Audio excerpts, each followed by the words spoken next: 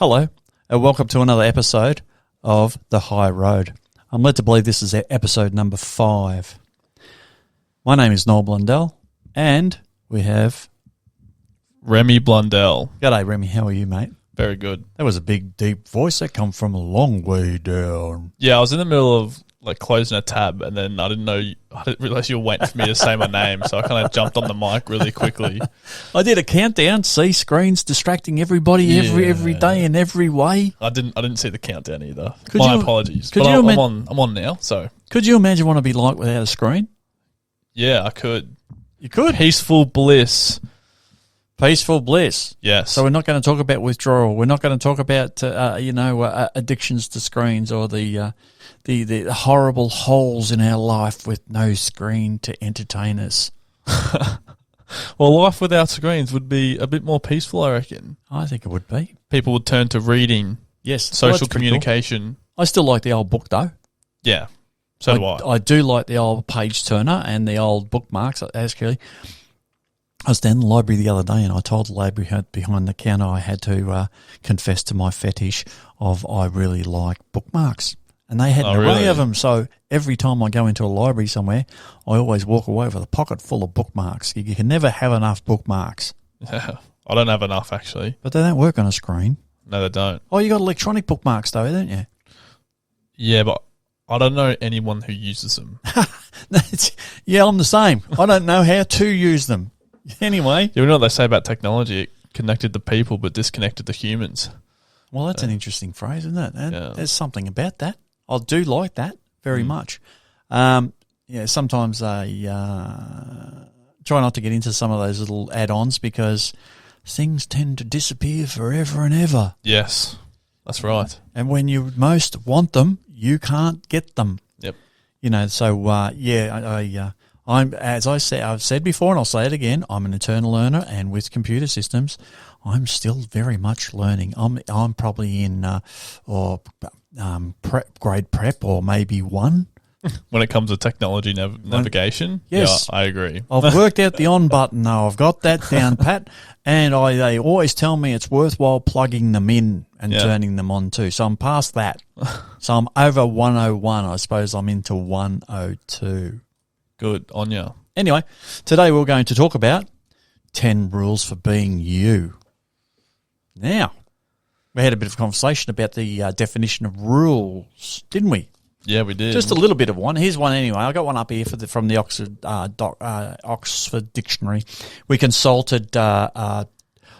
Google, Professor Google, Mr. Google, God Google, anything you'd like to call Google, but that's what we did. The all-knowing Google. The all-knowing, all-powerful, omnipresent Google. And omniscient as well. And omnipotent. Here we go. Rule 1. One of a set of explicit or understood regulations or principles governing conduct or procedure within a particular area of activity. Now, if that's a definition, yep, we are applying those rules to being you. Yeah, you're a better you. Right. So we had a bit of a discussion about it and went down at some of the rules that we apply in our own lives. And they're just, would you say common sense? I don't know if it's common sense. I think it's more forgotten sense. Well, again, it's interesting you said that. That's a really good point because often I've found myself that I'll go and listen to somebody about some topic or something like that, and everything they say is what I already know, but I'd forgotten it. Yep. And it comes up. And when you hear it again and you know it, you're really happy and that sort of stuff, it's like really refreshing. I feel refreshed after that. I think like, wow, I got new, I'm inspired. I've got new direction and new approaches, and that's funny how that works. Yeah. And hopefully that's what we'll be able to achieve today, yeah? Yeah, well, that's right. I get the same feeling when I attend seminars and all this stuff about health and motivation and stuff. It's all the things I already know. Yes. And I guess I kind of sit there going, I already knew that. Where'd that go? Yes. But it just reinforces it, and I think that's where people get the value, actually, is the reinforcement of it all. Yes, I think so. Yes, I think so. And we do need to have things reinforced over and over and over again before they stick. We can hear it, we can write it, we can read it, and we can take notice of it. But it does take a little while to reinforce it into the long-term memory bank. Yeah. Remember those classes on short-term memory retention and how then it's converted into long-term memory? Yeah. And they don't know where memory is located in your brain. It's actually distributed right across the brain. They can't pinpoint your memory. Yeah. Although we did have a little look at Phineas Cage that had a 3-meter long crowbar blasted through his head. It went through his eye socket, come out the top of his head, and he survived. Remember that? Phineas Cage? Did it go through his eye socket? He's famous. I thought it come up through his jaw. I'm not really sure, but it was a pretty dastardly sort of injury. He survived for a number of years, and they studied him carefully. Then he was the pioneer specimen in neurological anatomy studies. It's still getting published to this day. Yes, absolutely. We learned it in 2020 was in class when we were doing neurological anatomy. Fascinating stuff. But go on Google Phineas Cage and have a look at that story. That's just fascinating. There is actually photos of him. I think it was around 1890, around then. He was working on the railway, and they were blowing out old sleepers and drilling holes and filling the holes with dynamite. And as he was ramming the dynamite into the hole to blow the sleeper out, the steel crowbar ignited a spark on the steel pin holding that was holding the sleeper in place, which detonated the dynamite and had a big iron. He had a meter meter-long projectile. A crowbar went through his forehead and out the back of his cranium. September 13th, 1848. There you go. There, go and have a look at that. That's a fascinating story, and we still use that example today with the introduction to neurological anatomy. And sometimes, like when you're hearing things that are being reinforced, some complex things that you're dealing with or situations require the simplest advice. Yes. Or the simplest correct. Solution. We just tend to overlook it because we get so busy with our lives. Yeah. Well, let's start off at number 1, mate. Here we go. You ready? Yeah. You got your seatbelt on? 10 rules for being you. Yep. Here we go. Rule number 1. Your message to the world is defined by your behaviour. Yeah, you are what you act out. Well, yes, correct. People watch and pay attention to what you do always. And as we were doing a bit of research the other day, it's starting to become scientifically proven that you have an effect. What you do has an effect on your friends. But it's been discovered recently, not only does it have an effect on your friends, it has an effect on your friends' friends, and your friends' friends. Friends. Yeah. Is it friends? Friends. I got lost in how many times you said friends. So did I. But it's about about 3 levels of connection. Yeah. So did I. So I was going to do that. Anyway, never mind. Moving right along. Put it simple in a simple way. Actions speak louder than words. Yeah, indeed. And people will not remember you for what you didn't do, but remember for what you did do. Yes, correct. And I guess, especially for a man and someone who's masculine, at their funerals when you attend them, they are remembered for what they do and what they achieved. Yep. So it's very important that that's your message to the world. And I remember that being a conversation that I watched a while ago on YouTube. It was, you can believe in something, like God, for example, but you have to act it out, if that makes sense. And it's like, I can believe in it, but if you're not acting it out, do you really believe in it? Oh, okay. So that's what I'm saying, like, your actions reinforce that belief, if that makes sense. Correct. You can't say you believe in something and then do the opposite. It's like, well, that's conflicting. Yes, so... And people are watching. Yeah, well, that's right. And the good people are watching. Yes. So, I really like that one, though. Yeah, so do I. And there is an old fable which is heard, I haven't backed it up with any data, but I was led to believe that it's up to 64 people are watching you at any one time. Wow. And they reckon there can be as many as 4 or 5 of those people really, really love you and you don't know who they are. Well, I don't know if that's good or bad. Well, it can have implications, couldn't it? Maybe it's a good thing you don't know. Yeah, maybe it is. But, wouldn't mind knowing as well. Correct.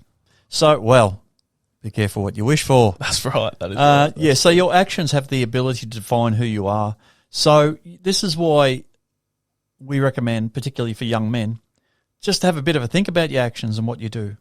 Because actually people are looking up to you. There's always someone coming behind you. There's always a younger brother or a younger cousin or the young neighbour across the street, young fella who's watching what you do and look up to what you do. So you're actually forging attitudes and learnings and values to that young person who's observing you. So just have a bit of a thought before you act in relation to your behaviour, because you certainly will be remembered for the bad things you do. In fact, they will follow you, long into the future. It's funny how people can always regurgitate the mistakes you made. Yeah. But if you consistently make good decisions and display good, positive behaviour, those things fade away into insignificance. And you can make a mistake, and it doesn't really matter, because your reputation is that you make good decisions, right? And therefore your behaviour is worthy of a role model status. And then other people want to talk to you about your behaviour and how you do, and as you grow and mature, you naturally by default take on a leadership role as you continue to do this. And so there's quite a bit of dignity and virtue in making the right decisions and thinking about your behaviours. And if you're struggling with your behaviour there and having little outbursts and things along those lines, it might be time to have a bit of a think and a bit of a chat to some of the loved ones and the closest people around you to help you through a bit of a rough trot if you're having one. Yeah, that's what I said on another podcast just recently. We've only done 5 episodes, so just recently I said people have to believe what they're doing is actually important. Very important. It's like dropping a stone in a pond. Yep. Give out ripples and vibrations and frequencies that will impact other people. Yes, and it does. It certainly does. Definitely does. It certainly does. So, just be aware of that, and your actions define who you are. And believe me, your reputation is very important, and your reputation has the propensity to precede you, meaning your reputation arrives into a social setting well before you do. That's simply an extension and a reinforcing of that what you do not only affects your friends, but affects your friends' friends and your friends' friends' friends. Then we got it. Yeah. All right. Number two. Number 2 is take care in the words you use. Words are spells and very, very powerful. Speech can be very damaging or very uplifting. We can have one thing say to us and be at the height of almost ecstasy, jumping over the moon. Imagine someone come along and said, "Hey, guess what? You just won $25 million in Tesla." Right? Pretty powerful words. You won $25 million. 5 words. Yep. Right? And you would be, your whole life changed from that very second that it was processed. It goes in through your ears, right? Processed through, cognitively processed, digested, and then integrated into your being, your programming, who you are. Wowee. Isn't that amazing? And on the other side, conversely, someone can come in and say, "You lost your job." I'm sorry, you lost your job. Yep. Right? And again, you lost your job. So that's 4 words, right? And all of a sudden your life falls down. So words are very, very powerful. We should really, really consider and take care in how we use our words. I know I take a lot of time and a lot of effort in trying to determine the appropriate use of language and words. A couple of reasons. I've always wanted to be articulate and be able to express myself accurately and to get a message across. Sometimes I go on and on and on. I overstate it or, rave on too much. I do that. But, that's because I have this inherent care to pass this information on to somebody, particularly somebody who has asked, right? I've been down there. They ask a question, how do I get to Moe McDonald's? And right, this is what you do, right? So you go this way, you go that way. And anyway, I got to get the whole picture out because this person's asked. It's very important to me that I convey this information. I've been there, I've done that, I have this experience. I can't rest until I do that. I do that a fair bit. But I also carefully consider what words I use, how I use them, and keep other people's feelings in the forefront of my mind. Yeah, sometimes you have to be blunt. Yeah, and words are like concrete. Both are very hard to take back. They certainly are. And I've been looking at words recently, and I've been looking at abuse. Shout out to all those guys that, I hope it doesn't trigger people.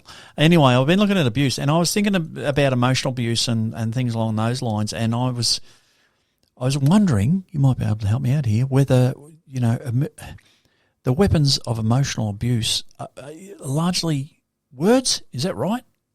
Yeah, I'd say so. A bit of actions, a bit.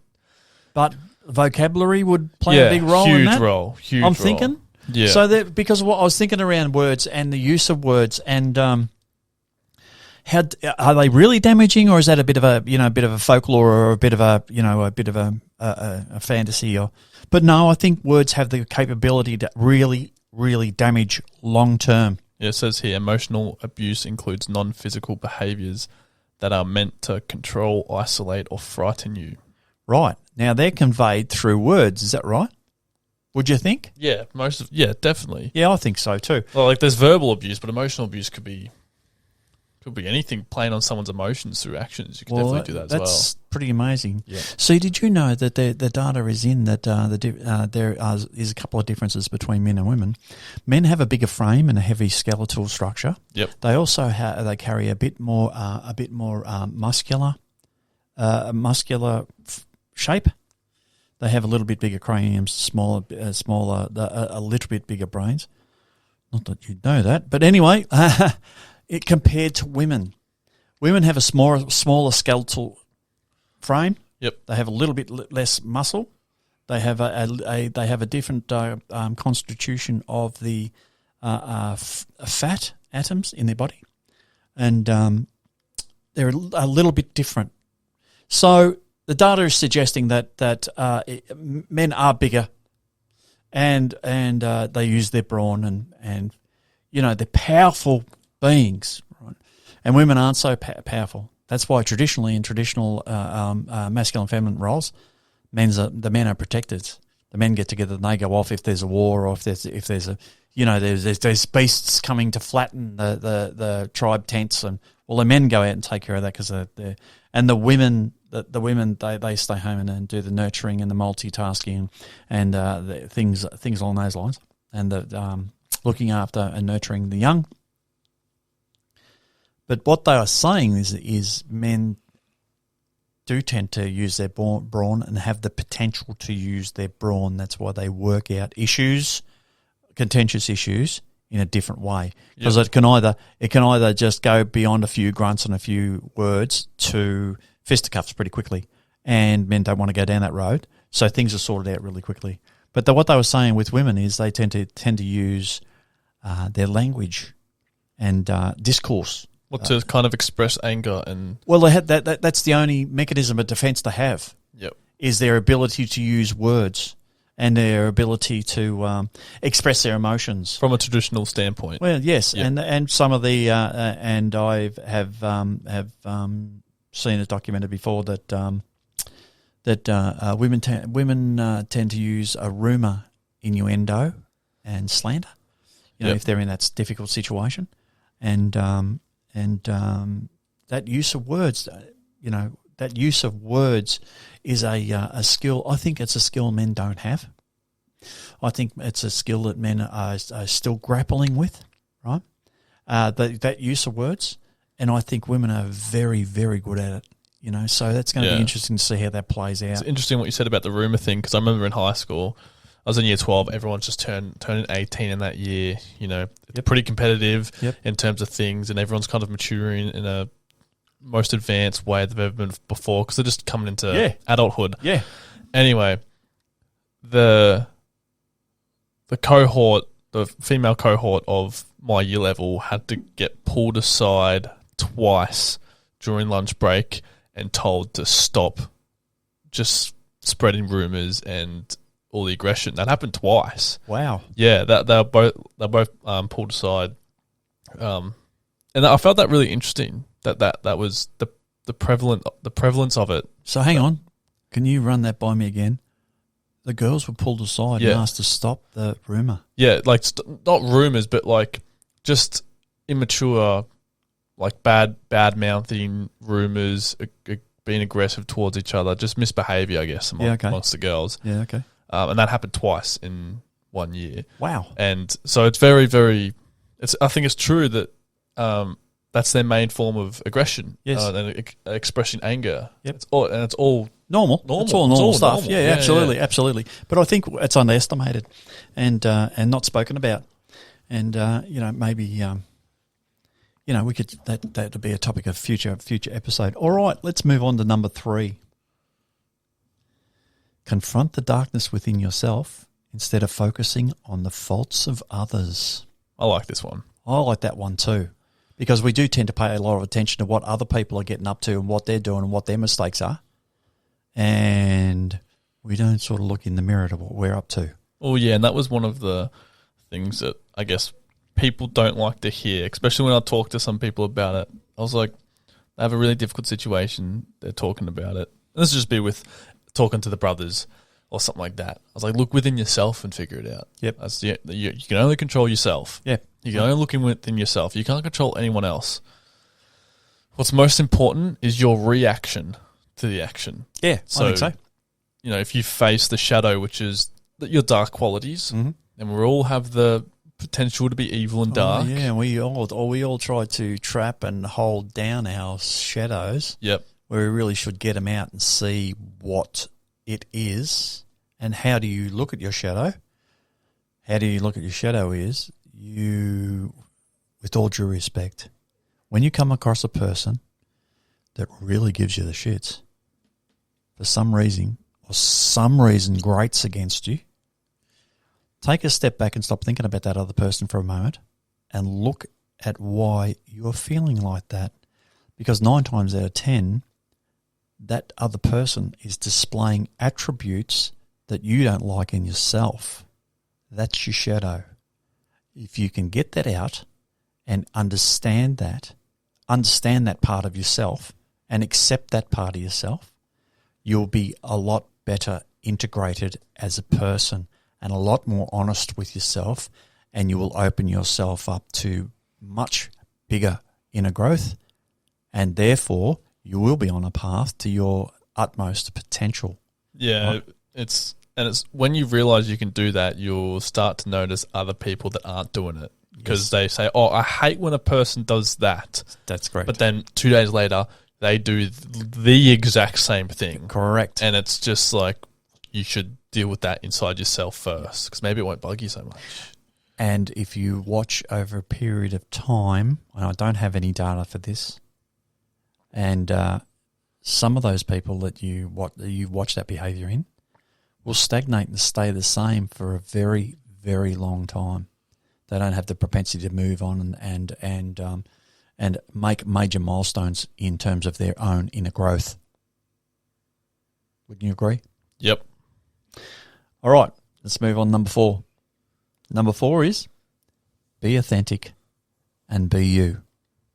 What do you reckon about that one? Oh, it just speaks for itself in a way. It certainly does. There's only one you. It certainly does. And there is only one you, and you are very unique, and you bring something unique to the world. Yep. Within yourself. You don't have to be anyone else. It's too hard to act out into someone else's life or a fictitious role. You can't do it 24 hours a day. It's exhausting. Now, on social media, people tend to be portraying let's say, inauthentic profiles, right? Yep. For want of a better word. But that's on social media, and that only gets the flick test. People are looking at that. But people are running their lives trying to keep up with that. They're trying to run with that persona that they're seeing in social media. It's exhausting. You can't.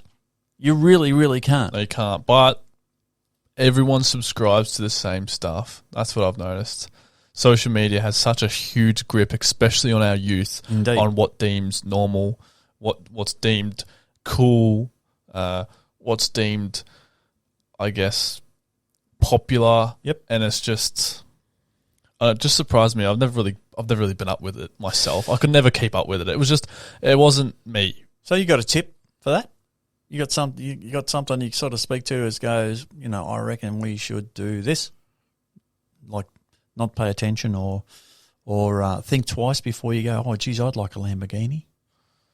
Well, what do you mean? I just kind of think that you shouldn't just go along with what everyone else is doing. Yeah, okay. That's just from my perspective. I never really went along with what the majority did anyway. Or what you see on social media, take with a grain of salt. Of course. If it's too good to be true, it possibly is.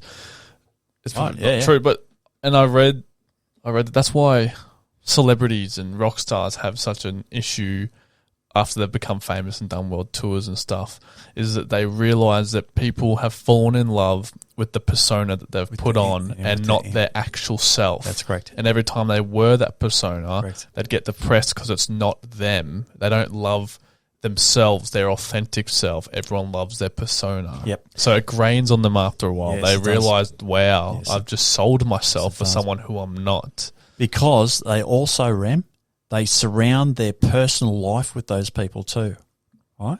The same happens with dictators in positions of power.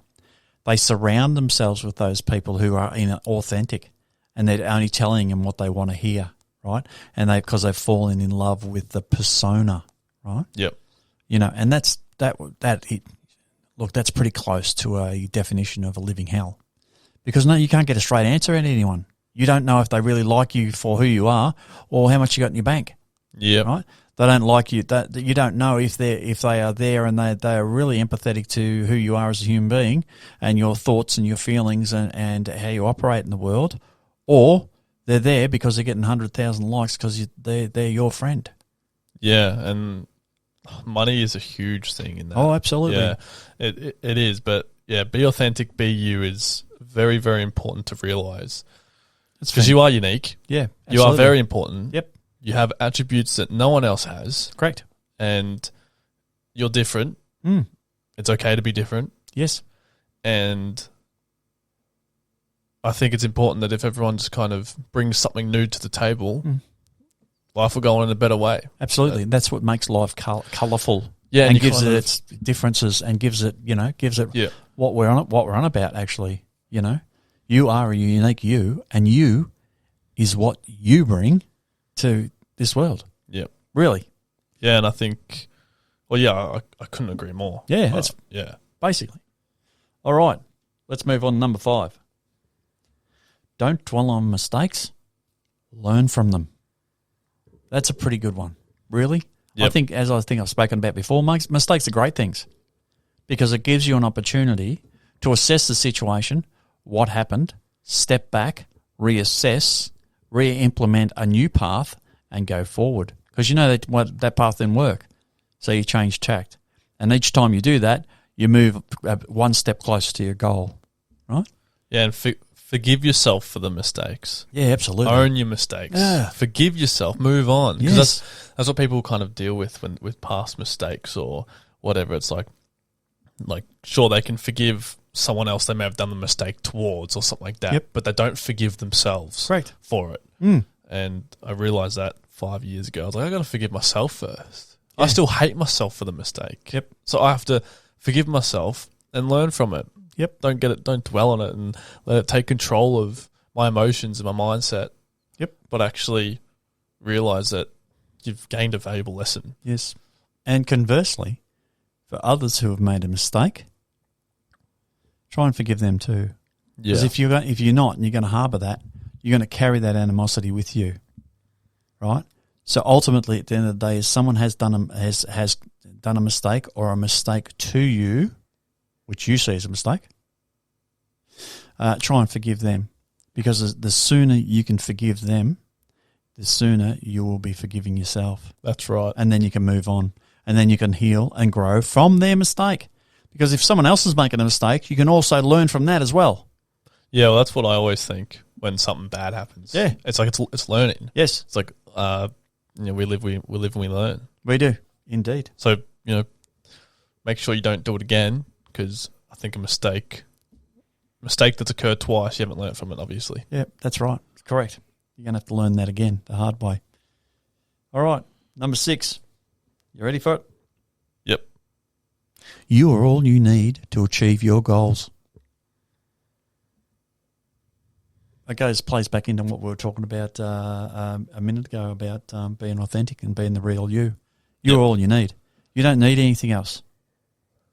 You can look around and say, I can't do this and I can't do that. Well, you can. Certainly you can't fly like an eagle or a pigeon, right? You can't do that. Yeah. I'm talking within your means, and I'm talking in realistic reality here. But if something has been achieved by another human being, certainly you can achieve it. So if you can hang a door, someone else can hang a door, you can certainly hang a door. If someone's made a vase full of artificial flowers or something, you can do that as well. I guess it's also a good reminder to stop finding excuses. Don't need anyone else to do anything. You just need you. Yes, you just need you. So you just need you to start. Yep. Tomorrow. Yep. Don't need to wait for a friend in a week. No, you don't. All you need is you. Yes, and just start. And do it at your pace. Be authentic. Be you. Do it at your pace and just surge forward. Very quickly, people are going to be going, wow, you're doing so well. Yeah. Right, aren't they? And that reinforces you, inspires you to take another step, and you just keep going. It snowballs from there. Yeah, it's like a good ignition within yourself as well. You ignite enthusiasm to do something because you don't need anything else. You are enough. Yeah, you are enough, and For you're everything. good enough. Yes, so you are good enough. It's amazing. And once you start believing that, the changes are to you and your environment and your confidence. Oh yeah, yeah. Like it just snowballs. And your environment. It all opens up for you. Yes, I agree. Number 7? Let's do it. Do things that are hard. We do tend to protect ourselves and shield ourselves from anything that's hard. It's raining, I'm not going outside. No, I'll have a shower tomorrow because I'm watching telly. Right? But realistically, that might have been a poor example, but it was the first thing I'd come up with anyway. I'd recommend you have a shower every day. I just kind of think of it like do the work that you're avoiding. Well, not only that, it's about building resilience. We do live in a very comfortable world, and we're sheltered all the time. We're indoors all the time. Everything's at our fingertips. All we have to do is reach over to our laptop, or our screen, or our computer, or a smart TV, and all the entertainment we need for 24 hours a day in bright, wonderful Technicolor. Anything we need. In food, the best audio, films, abundance of food. You can get on your mobile screen that you carry around your pocket, called a personal communication device. A mobile phone, you can ring someone up. They will bring you food. They will bring you anything you want. So we do live in a very protected type environment. So therefore, ultimately, I can't help but feel that would affect resilience. So I know there's some famous people out there saying, well, for instance, Jordan Peterson, he'll say, go and pick up a rock and carry it across the garden and struggle. And, just go and do it and take it from one side of the garden to the other side of the garden, put it down, put it where you'd like to see it. Do something hard, because every time you do something hard, that makes you appreciate the easy. Yeah, like lifting weights, like hard times create strong men, strong men create good times create weak men, and weak men create hard times. Right, so do something hard and you'll build your resilience. Walk the toughest terrain you can. Yes, correct. Go to the gym. Lift 5 kilos. Lift 5 kilos till it's easy. Then lift 10. Then lift 10 until it's easy. Then lift 20. Then 30. I find that fascinating. Then 40. Yeah. Right? And the resistance on your muscles and your frame and your body, right, is growing. And what grows with that is your resilience. And what grows with your resilience is your confidence. So when life does hit you hard, you are resilient. You can cope better because you've done hard things before, right? That's what the meaning of Rule 7 is. And do things that are hard. And you are more tougher than what you think. Correct. Absolutely you are. And at the end of it, when you achieve those things that are hard, your confidence goes through the roof. Yep. You're just beaming. Correct? No? Yeah, correct. So I noticed that in university. I didn't write for a year. And then I was like, well, I have to do a thesis now. And so I did it. And now I'm confident in my ability to write. Yes. That's a perfect example. That is a great example. I'm glad you brought that up because bachelor, undergraduate's degree is not easy. No, it's not. So, but when you do it, it's pretty amazing. Actually, go and get a job somewhere as apprentice carpenter or something like that, that's not easy. Not easy. Go and get a job as apprentice hairdresser. It's not easy, right? But give it 2, 3, 4 years and you've accomplished the skill, you're a different person.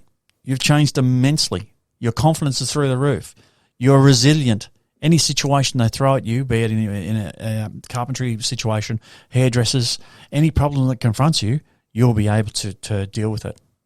So that's the essence of number 7.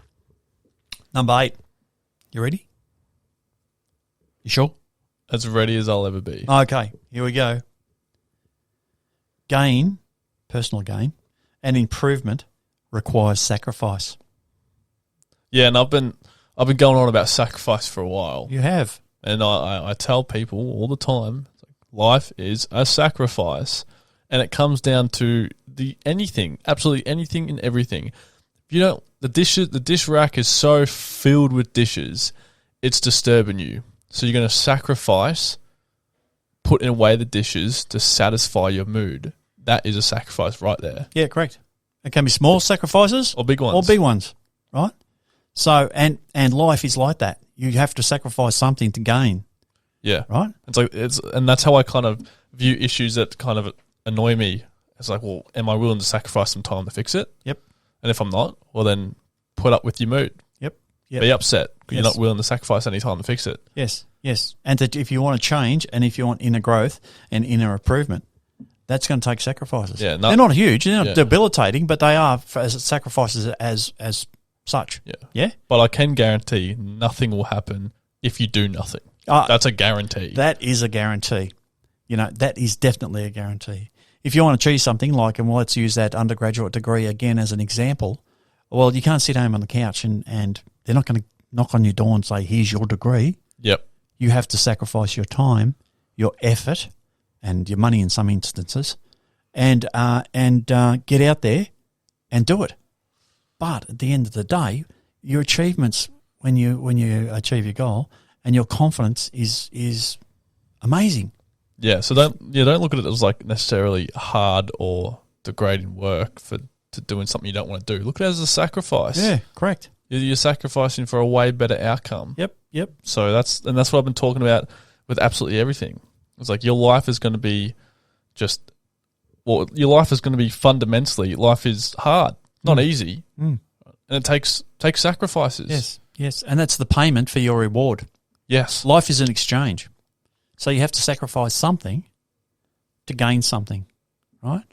Like a relationship. If you go into a relationship with somebody long term, well, you sacrifice your independence to be with that person. But the rewards of being with that person are exponential, right? Everything has got sacrifices associated to it, and you're a much better person when you make those sacrifices. Yep. You're sacrificing $5 for a coffee in the morning. Well, there you go. That type of stuff. And you're sacrificing like 15, 20 minutes of work to get that $5 tax-free in your pocket and free it up so you can buy a cup of coffee. And I think that's one of the most important things people should realise is that your time is a sacrifice. Yeah. So the more you waste it, the less time you have to sacrifice and the less better outcomes you could be pursuing. So be very careful where you invest your time. Yep. Righto. I really like that one. It's probably one of my favourites on there. That's fantastic. All right. Number 9. Always just dress sharp. Always take pride in how you dress. Why is that? Because I told my guys was always dress sharp because one day you're going to meet the love of your life. Yeah, you don't want to be looking terrible when that happens. No, you want to be looking sharp, right? Not only that, this goes back over and plays into rule number 1. Your message is to the world is defined by your behaviour. It's also defined by your presentation. People make their minds up in the first, what is it? Was it a third of a second? Or 3/4 of a second? No, it's 3 seconds, I think it is. I can't remember. They'll make a judgment about you in 3 seconds. Yep. And that is largely stems from your presentation. Yeah. Is that right? Yeah, that is right. You should be very careful with how you present yourself. Correct. And the people will tend to pigeonhole you on your presentation immediately. And it's funny, that's been proven over and over again. There's been a lot of scientific tests, psychological science tests on that, people's judgment and how they assess people within a few seconds. And a lot of times, like in a job interview, you only have that 3 to 5 seconds to make that initial positive presentation, right? Which sets the whole interview off on the right path. Yeah. Because if that initial 3 to 5 seconds of an interview goes down the wrong path, data has shown that the results of those interviews are negative. Yeah, you're not going to dress poorly to an interview, are you? No. Like, it's just not a good idea. Correct. And you're going to greet people properly and shake hands and smile and do all those sort of things to set up that initial presentation in a positive light. So then the rest of the interview goes down the positive road. And it's kind of a sign to be combative too. Like, dress sharp so, you look smart. Well, and people know that they are dealing with a formidable personality. Well, let's look at clothing for a second, right? So, what do you think when you come across someone in a very expensive suit? Well, I think they're very important, right? Again, see instantly. You don't even have to see them. That's programmed. That's programmed into our mind. Sorry, what you were going to say? And what I mean by combative is like no one's going to want to walk over you.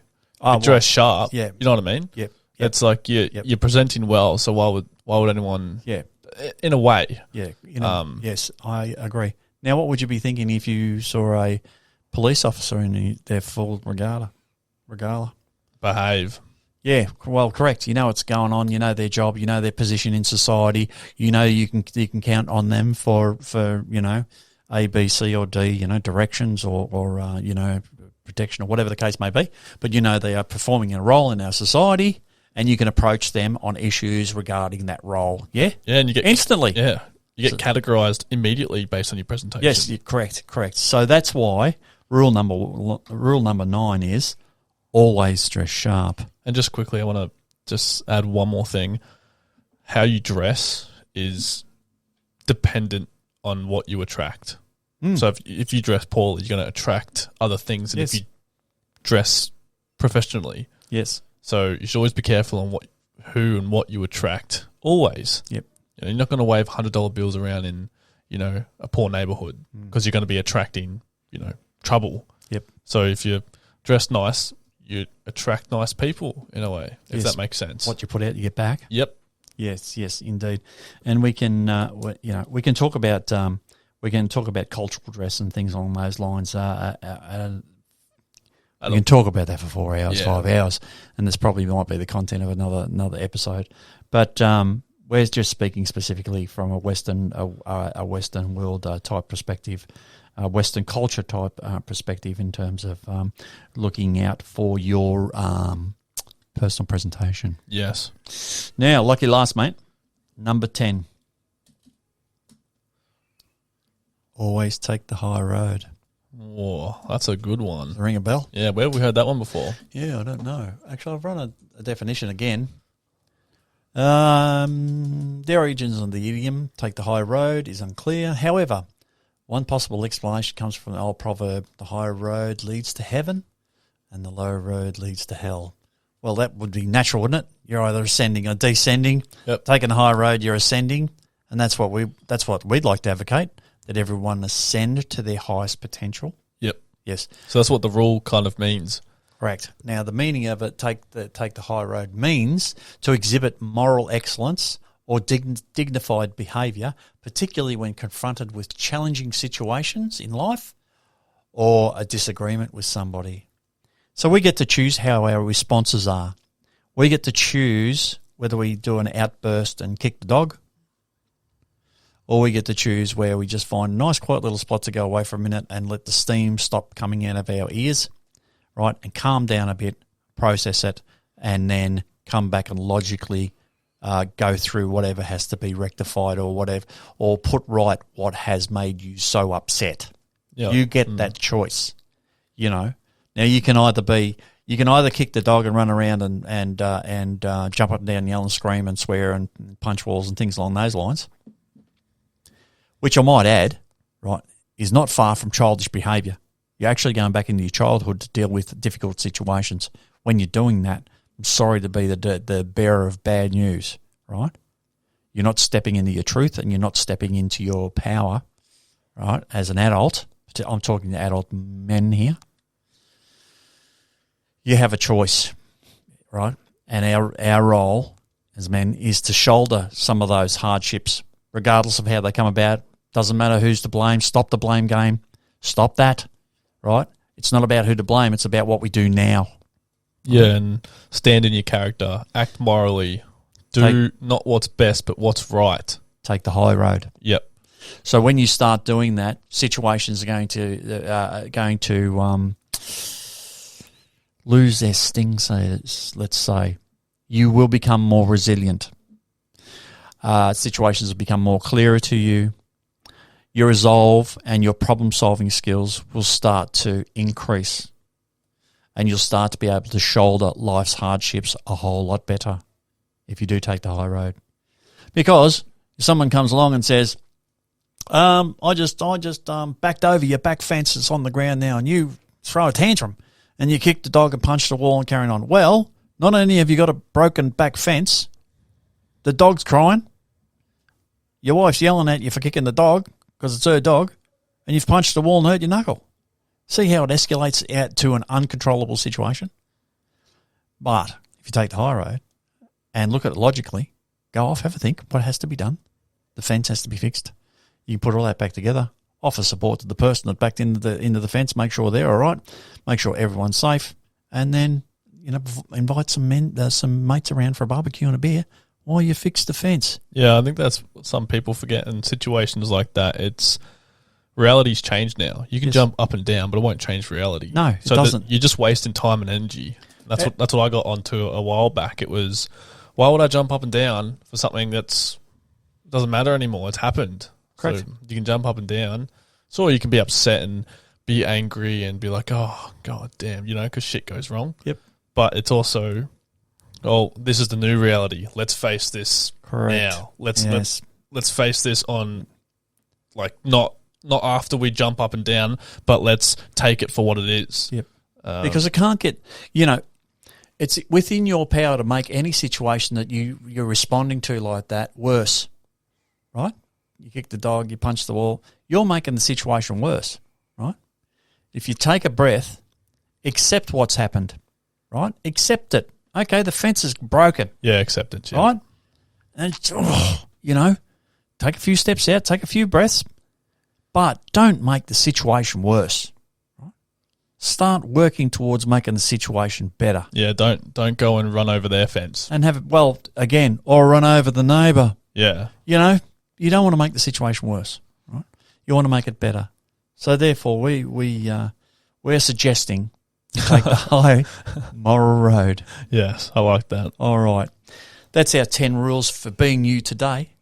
Thanks for being with us.